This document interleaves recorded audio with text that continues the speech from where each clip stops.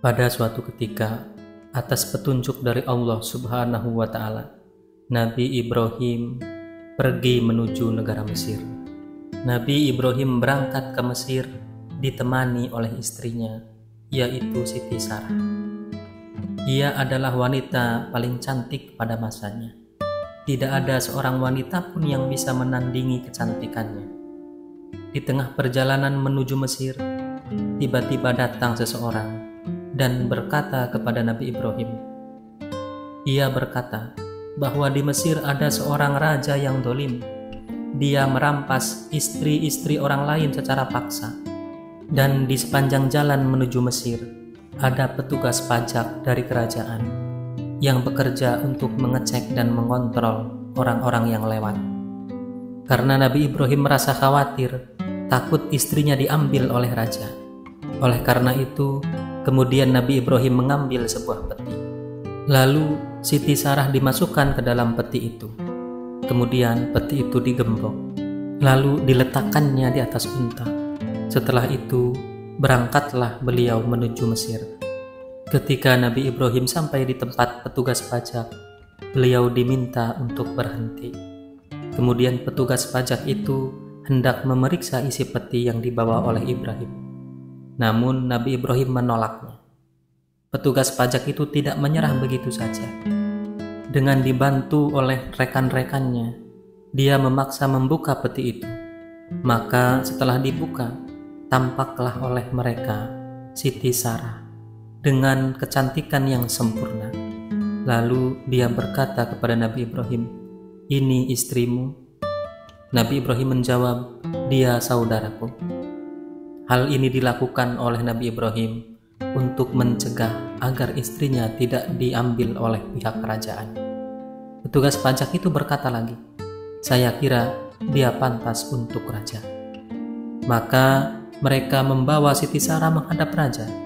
Sementara itu, Allah menyingkapkan tabir dari Nabi Ibrahim alaihissalam, sehingga beliau dapat melihat Siti Sarah dengan jelas dari luar istana. Setelah di hadapan raja, kemudian raja mendekati Siti Sarah sambil mengulurkan tangan kepadanya. Namun, tiba-tiba tangan dan kakinya menjadi lumpuh. Maka berkatalah ia, "Rupanya engkau adalah seorang wanita tukang sihir. Engkau telah membikin tangan dan kakiku lumpuh." Siti Sarah menjawab, "Saya bukan tukang sihir, tetapi saya adalah istri dari kekasih Allah. Beliau telah berdoa untuk kecelakaan dirimu. Maka Allah pun melumpuhkan tangan dan kakimu. Karenanya, bertobatlah kepada Allah, agar dia menyembuhkan tangan dan kakimu." Raja itu pun bertobat, maka seketika itu juga Allah menyembuhkan tangan dan kakinya. Kemudian raja memandang kepada Siti Sarah. Dia tidak tahan melihatnya karena kecantikan Siti Sarah. Lalu untuk kedua kalinya, dia mendekati Siti Sarah. Maka Allah pun membutakan kedua matanya. Kemudian untuk kedua kalinya pula dia bertobat. Lalu Allah menjadikan dia bisa melihat kembali. Selanjutnya, untuk yang ketiga kalinya, dia mendekati Siti Sarah lagi. Maka Allah melumpuhkan seluruh anggota tubuhnya. Lalu dia bertobat kembali dengan sebenar-benarnya. Sedangkan Siti Sarah diserahkannya kembali kepada Nabi Ibrahim alaihissalam, seraya meminta maaf sebesar-besarnya kepada beliau. Kemudian dia berkata kepada beliau, "Hukumlah aku sekehendakmu, wahai Ibrahim." Mendengar perkataan pasrah dari raja, Nabi Ibrahim menjawab, "Ini termasuk urusan Tuhanku. Aku tidak bisa menjatuhkan hukuman kecuali dengan apa yang diperintahkan oleh Tuhanku kepadaku." Tidak lama kemudian, maka turunlah malaikat Jibril kepada beliau seraya berkata, "Allah berfirman kepadamu, wahai Ibrahim, katakanlah kepada raja itu agar dia mengeluarkan dari seluruh kerajaannya dan gudang-gudang hartanya, lalu serahkan kepadamu. Sesudah itu baru doakanlah dia." Kemudian Nabi Ibrahim alaihissalam memberitahukan keputusan Allah itu kepada sang raja. Maka raja itu rela menerima keputusan Tuhan tersebut.